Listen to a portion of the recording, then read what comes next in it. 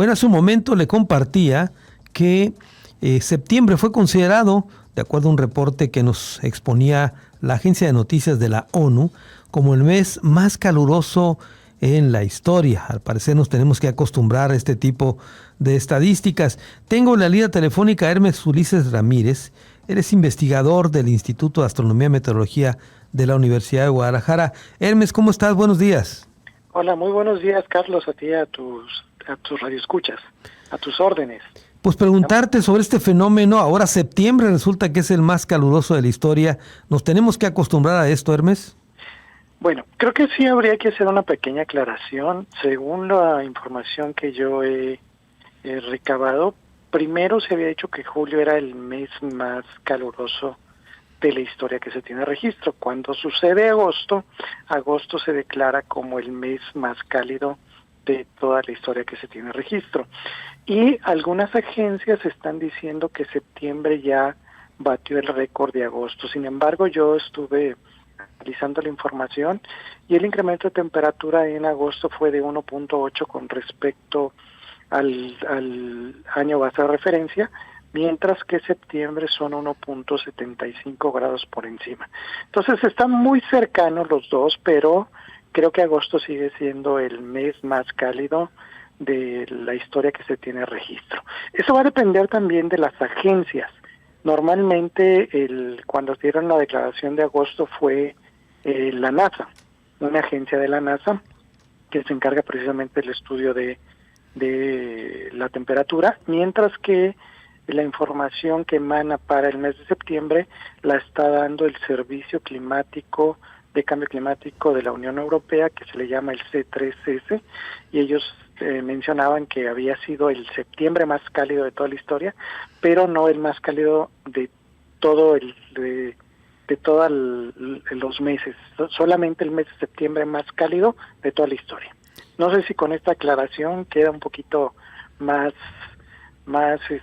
claro que pues sí, te estamos rebasando prácticamente cada mes estos récords, pero septiembre ya viene a la baja, octubre yo espero que también sea un poco más bajo que el mes de agosto y así sucesivamente. Sin embargo, como tú bien lo indicas, yo creo que sí tenemos que empezar a acostumbrarnos a que esto va a ser cada vez más recurrente debido a una infinidad de factores, como ya sabemos que es la variabilidad climática, el cambio climático, pero hoy en día se está asociando el fenómeno de del niño, que obviamente también tiene repercusiones bastante importantes en la temperatura global. Quiere decir que por lo menos como mes de septiembre sí fue el más caluroso, aunque no necesariamente el mes más caluroso de la historia. Correcto, así es. Ahora la Red Meteorológica Internacional también hacía este vaticinio en el sentido de que tenemos que estarnos preparando porque cada vez se van a ir registrando récords anualmente. ¿Tú coincides con esto?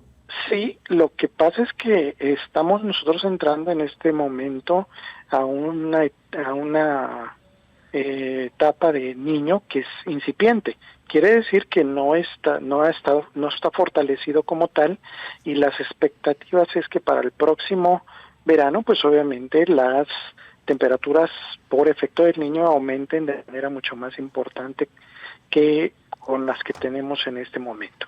Eso significa que, como bien lo dicen muchas agencias y como tú lo acabas de mencionar, la que lo predice, pues esperamos que 2024 sea mucho más cálido que 2023, siendo que 2023 está siendo considerado como el año más cálido de la historia en que se tiene registro. Ahora, Hermes, en el tema, por ejemplo, del calor, aquí en Puerto Vallarta, bueno, la gente nunca había recibido o nunca había sentido tanto calor como el que se ha estado registrando, 34 grados, 36, pero con una sensación térmica que rebasa a veces los 40 grados. ¿Cuál es la explicación que puede entender uno con la sensación térmica más elevada que el calor que se está registrando? Okay. El asunto radica que en esa zona del estado, pues obviamente tenemos la brisa marina que hace que ese calor sea un calor húmedo.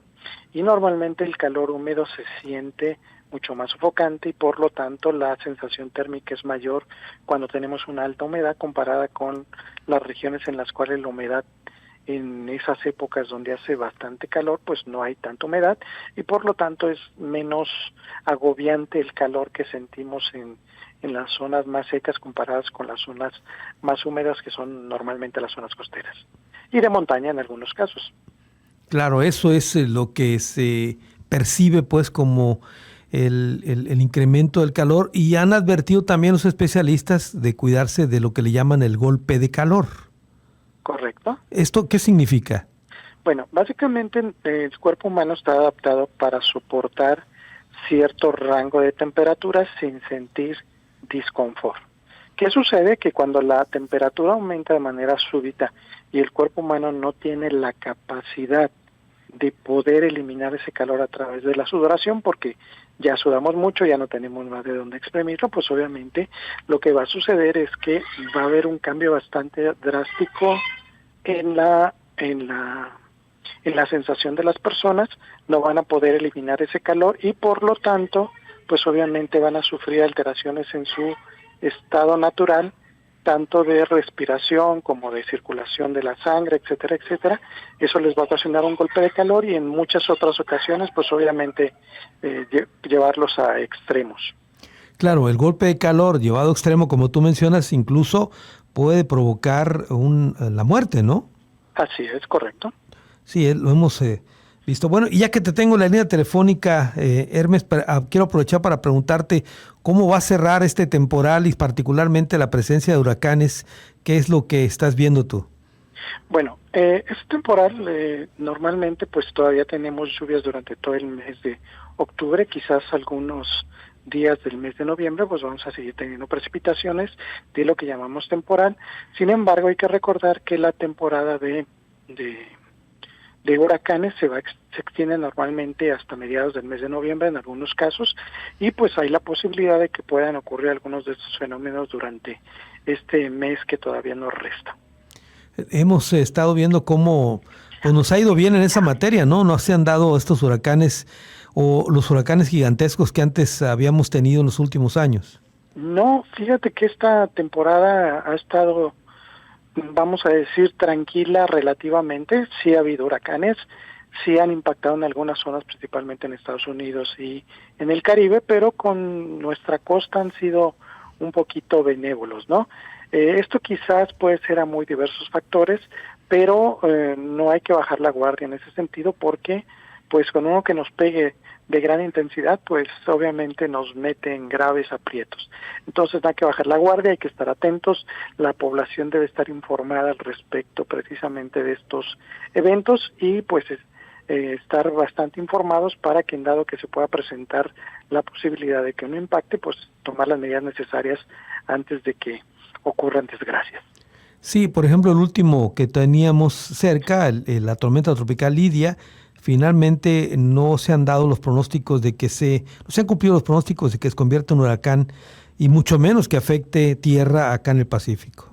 Así es, en este momento pues ya está degradándose y pues no tenemos mucha probabilidad de que pueda impactar y por lo tanto pues ya hemos eliminado ese peligro con respecto a este huracán, pero insisto, pueden venir otros, todavía nos queda un mes aproximadamente de lo que es la temporada de huracanes y pues no hay que bajar la guardia tanto en la costa del Pacífico como en la costa del Mar Caribe y Golfo de México. Y ya para terminar, Hermes, ¿qué recomendación, déjame regresarme al tema inicial, qué recomendación le das a la gente que nos está escuchando, sobre todo por este tema de los golpes de calor y que se está sintiendo en Puerto Vallarta? Okay, yo creo que lo principal es primero no exponerse directamente al sol sin cubrirse brazos, cara, ojos en algunos casos.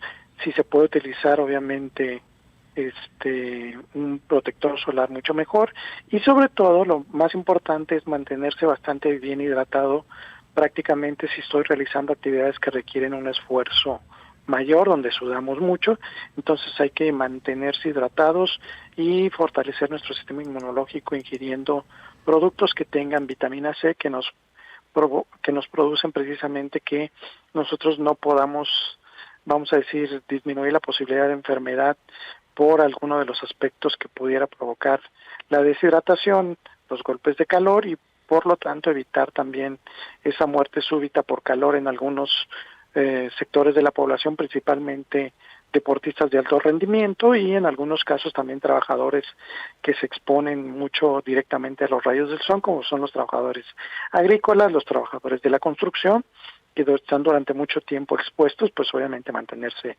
muy bien hidratados. Pues muy bien, Hermes, como siempre te agradezco que has tomado la llamada para hablar sobre este tema y seguimos en contacto.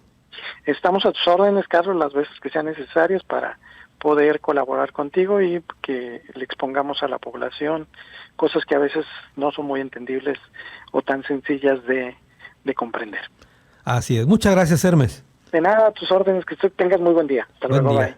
Hermes Ulises Ramírez, investigador de la Universidad de Guadalajara, experto en este tema de meteorología y astronomía.